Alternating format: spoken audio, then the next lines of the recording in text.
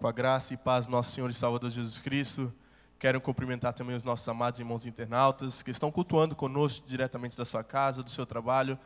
Aonde quer que você esteja nessa noite, que a presença do Senhor invada o teu secreto e te mude por completo. Aleluias. Eu quero convidar a amada igreja, sem mais delongas, porque tal como foi ensinado pelo nosso pastor presidente, o culto, a palavra será menor para que nós possamos estar intercedendo por todos os irmãos. Então eu quero ser sucinto naquilo que eu vou ministrar nessa noite. João, Evangelho de Jesus, segundo João, capítulo de número 18, versículo de número 10.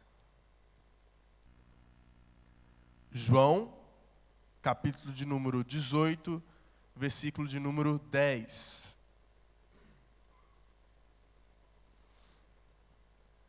Amém?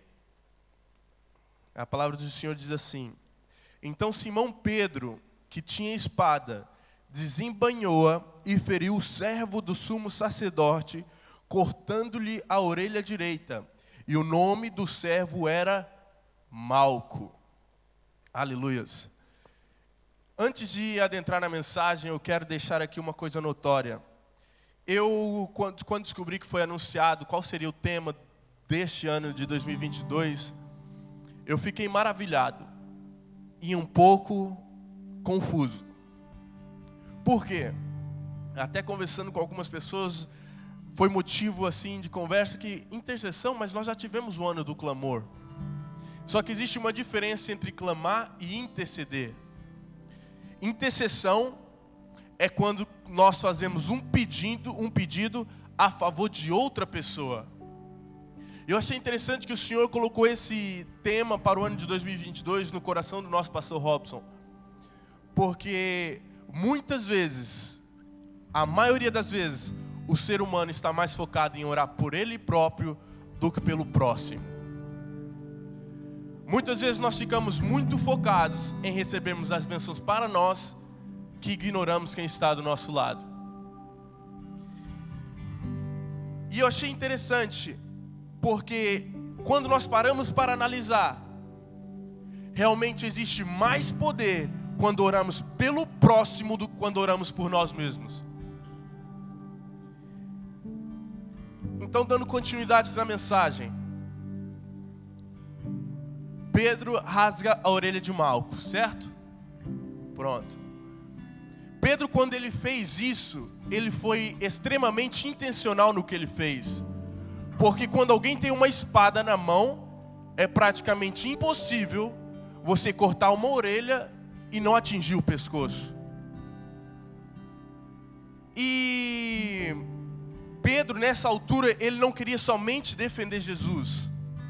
Malco, eu tive fazendo pesquisas, tal como a Vitória e o Ícaro no Google. Malco não era um mero soldado. Ele era servo do sumo sacerdote. Ele era um sacerdote chefe da guarda. Então, se ele já era um servo do sumo sacerdote, ele já era um sacerdote, demoraria cerca de mais 2 anos até ele atingir o seu sacerdócio. E só para clarificar aqui uma coisa, hoje nós temos acesso à presença de Deus. Mas antigamente haviam pessoas específicas que poderiam adentrar no Santos dos Santos. Não eram todos, não era algo liberado para todos. E no Antigo Testamento diz que para uma pessoa poder exercer o seu sacerdócio, ele não pode ter marca alguma em seu corpo. Então Pedro, quando ele estava cortando a orelha de Malco, ele estava tirando o acesso de Malco à presença de Deus. E eu achei isso muito forte, porque nós, na mesma hora, nós vemos que Jesus, não de uma maneira natural, mas de uma forma sobrenatural, em Lucas nós podemos analisar que Jesus pega a orelha de Malco, coloca na sua cabeça e restaura na mesma hora. Querendo dizer com isso que Jesus não veio tirar a presença daqueles, mas Ele veio sim liberar para que todos pudessem ter acesso. Eu não vim para rasgar orelhas, eu vim para rasgar um véu. E eu achei interessante porque eu ainda ontem estava conversando com Maila referente a isso de rasgar o véu. Quando eu estive em Cartacho, ministrando a palavra de Deus na posse do pastor Felipe Carvalho, o pastor presidente disse algo interessante, que para os judeus existem inúmeras culturas, mas eles oram assim, de maneira que eles não percam o foco. Então eu fui pesquisar outros costumes judeus e achei interessante essa daqui, que é: o ciclo natural da vida para qualquer pessoa é ser o filho a enterrar o pai. Correto? É o ciclo natural da vida. Porém, quando nós vemos essa situação de um pai enterrar um filho, nós vemos aquela situação, encontramos sempre um pai triste, chorando e lamentando. E na cultura judaica, além de encontrarmos o pai triste, chorando e lamentando, encontramos ele também rasgando as suas vestes. Então foi por isso que quando o filho morreu na cruz do Calvário, o pai rasgou as suas vestes de alto a baixo. E eu fiquei maravilhado com isso, porque realmente o que nós mais necessitamos entender é que o véu já foi rasgado. Nós temos livre acesso à presença do Pai. E a maior dificuldade da igreja de hoje, nós estamos no ano da intercessão, então vou pregar com base na intercessão. A maior dificuldade da igreja da atualidade é que nós terceirizamos as coisas. Como assim terceirizar, Roger? É exatamente o que acontecia no tempo de Moisés. Moisés, suba o monte em meu lugar. Não há necessidade de nós estarmos dependendo, por assim dizer, se é a palavra certa, de pregadores bons, de bandas boas. O que realmente faz a diferença é a intimidade que nós temos no nosso lugar secreto. O véu foi rasgado.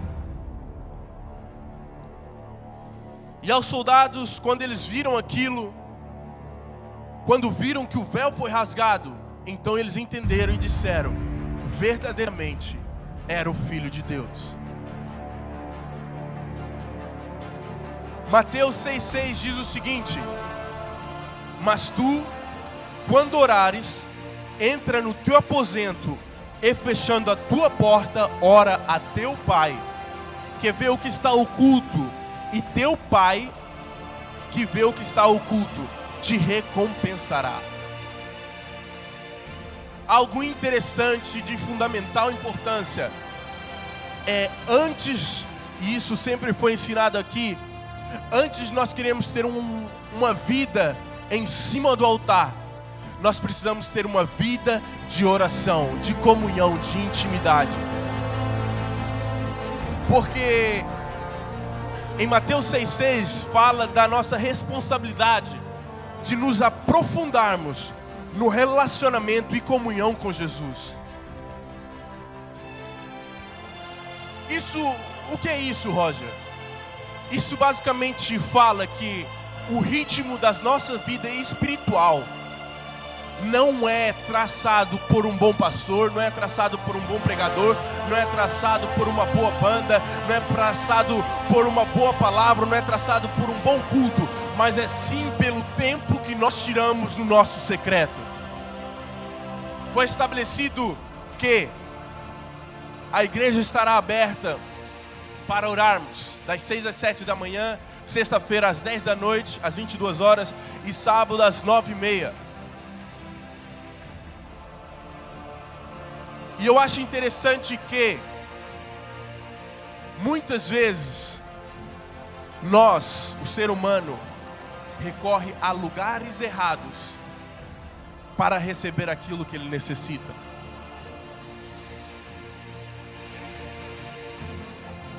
O ritmo da tua vida espiritual tem que ser traçado pela tua permanência no ambiente de comunhão com Jesus Cristo. E uma coisa interessante, estamos falando sobre intercessão. Em Levítico 6, 12, 13 diz: o fogo, pois sobre o altar arderá nele, não se apagará, mas o sacerdote acenderá lenha nele cada manhã, e sobre ele porá em ordem o holocausto, e sobre ele queimará a gordura das ofertas pacíficas.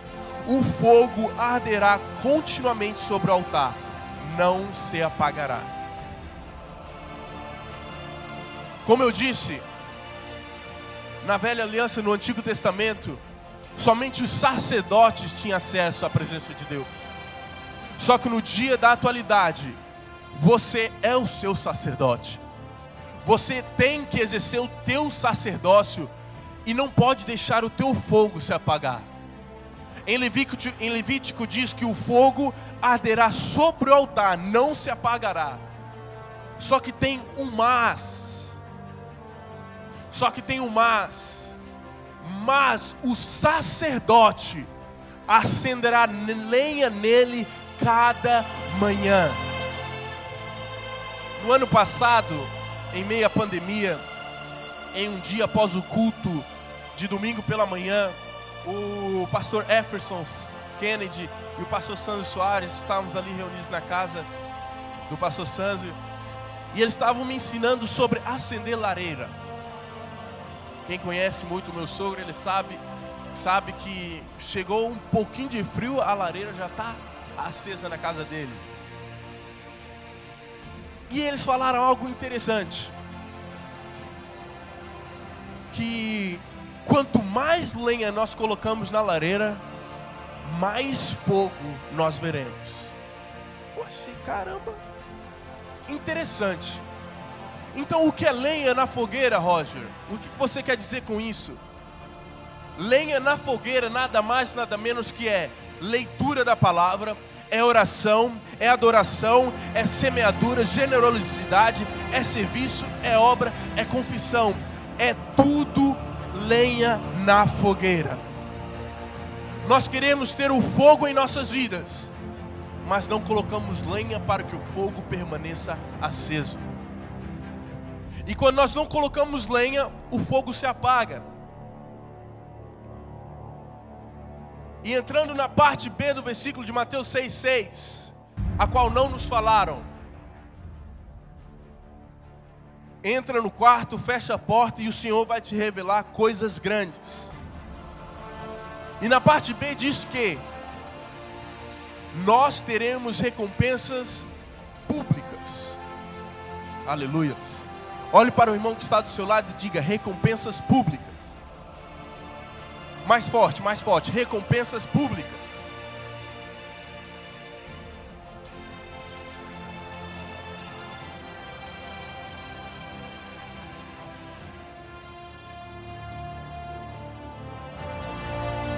Aleluias. Recompensas públicas.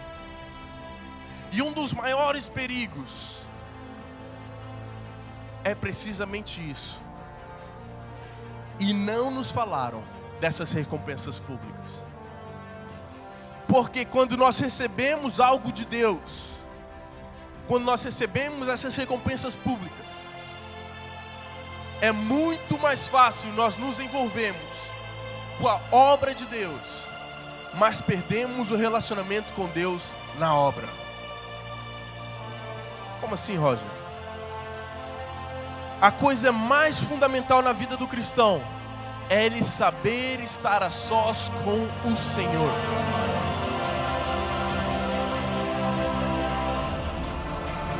O ser humano consegue passar horas sentado ouvindo ministrações de palavras, consegue passar horas em pé pulando e exaltando e adorando ao Senhor.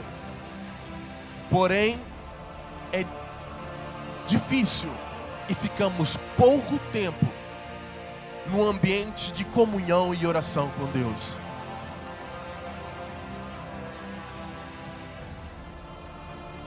Referindo sobre isso do relacionamento com Deus na obra, eu ontem estava falando com a minha linda noiva Mayla sobre Judas.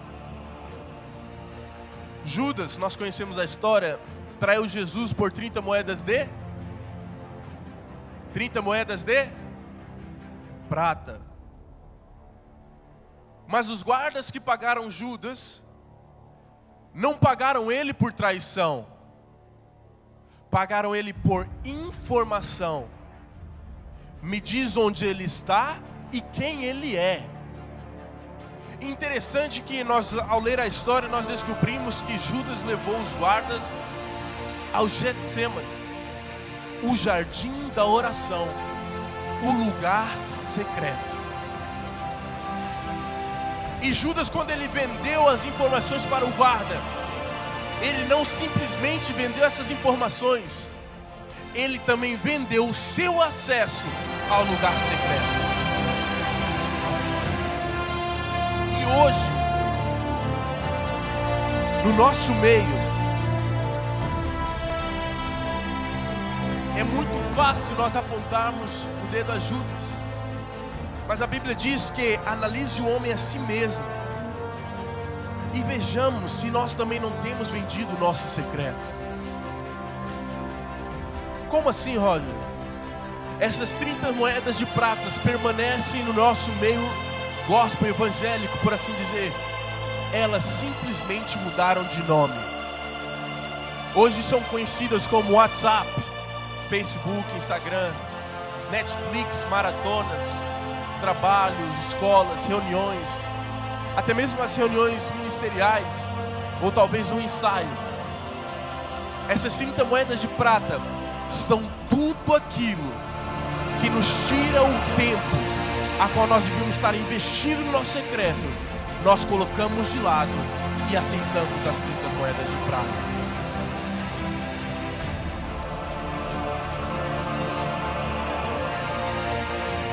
E o Senhor falou fortemente comigo,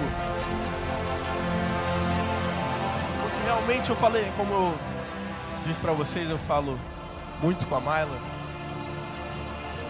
E ainda no final do ano passado, eu disse para ela: amor, ano que vem a gente vai ter que abrandar um pouco. A gente vai ter que abrandar um pouco porque não está dando.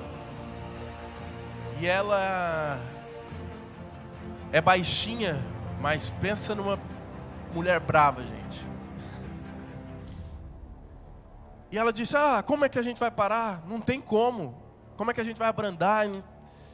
Só que aí, enquanto eu preparava essa mensagem, o Senhor me levou para Eclesiastes 3:1. Tudo tem o seu tempo determinado, e há tempo para todo propósito debaixo do céu. Há tempo para todo propósito. Então eu vou simplificar.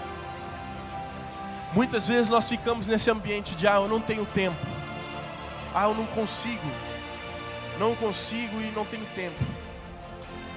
Mas a verdade é como a Bíblia diz, que tudo tem o seu tempo determinado, e há tempo para todo propósito debaixo do céu.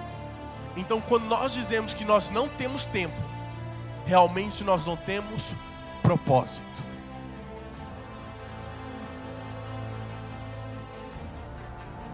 Tudo aquilo que você prioriza como propósito, o interessante é que o Senhor faz o tempo surgir e aparecer. Muitas vezes nós ficamos nesse ambiente: eu não orei porque eu não tive tempo, eu não estou conseguindo manter a minha leitura diária da palavra porque eu não tive tempo, eu não estou conseguindo manter o meu ambiente secreto, eu não estou conseguindo manter o fogo aceso no altar porque eu não tenho tempo. Então lamento te dizer, mas a realidade é que talvez está faltando propósito em sua vida. Eu não estou tentando ser duro, estou tentando ser o mais light possível, porque o que eu quero ministrar sobre hoje, tal como eu disse no início, é sobre o lugar secreto e as coisas que nos têm tirado desse ambiente de comunhão com Jesus. Eu tenho as minhas dificuldades, como eu disse, de permanência nesse lugar. Eu estou envolvido com tudo e mais alguma coisa aqui na igreja.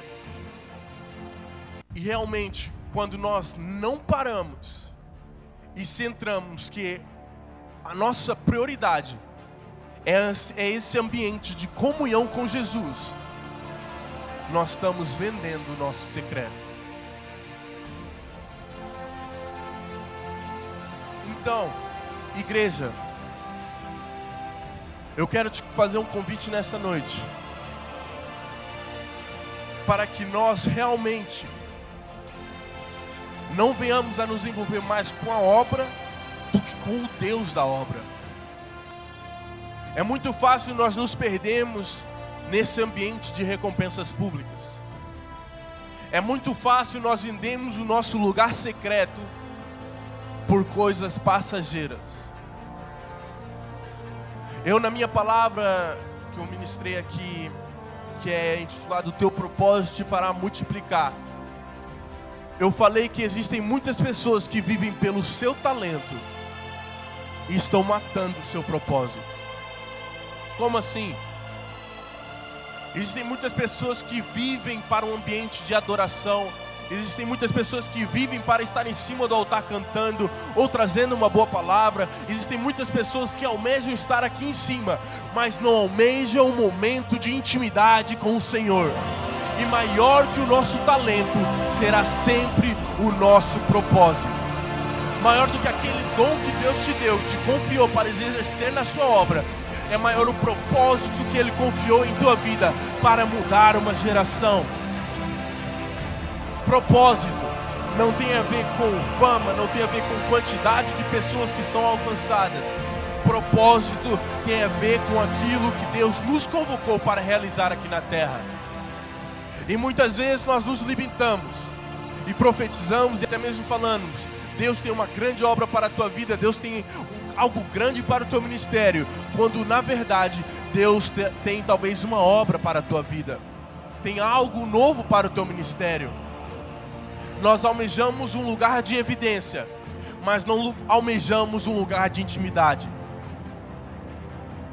Nós almejamos um lugar em que as pessoas reparem em nós, mas o segredo está que aquele que vê no teu oculto, fecha a porta do teu quarto e ora, e aquele que te vê no oculto te recompensará.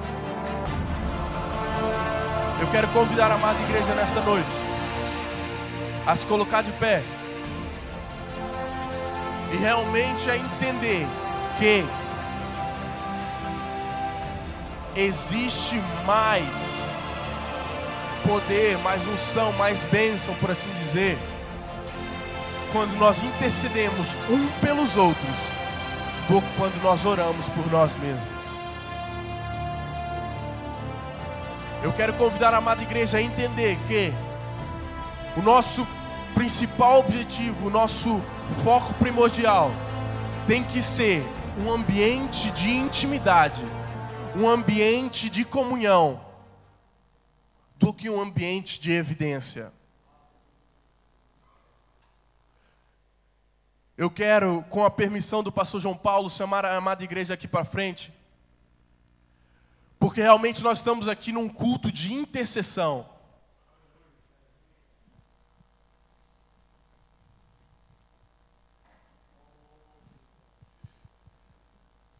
Nós estamos em um culto de intercessão. E, tal como eu disse, intercessão é quando nós pedimos a favor de outras pessoas.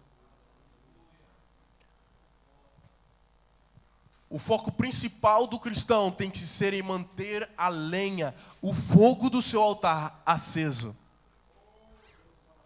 A palavra do Senhor diz que o fogo arderá continuamente no altar, mas o sacerdote tem que fazer o quê?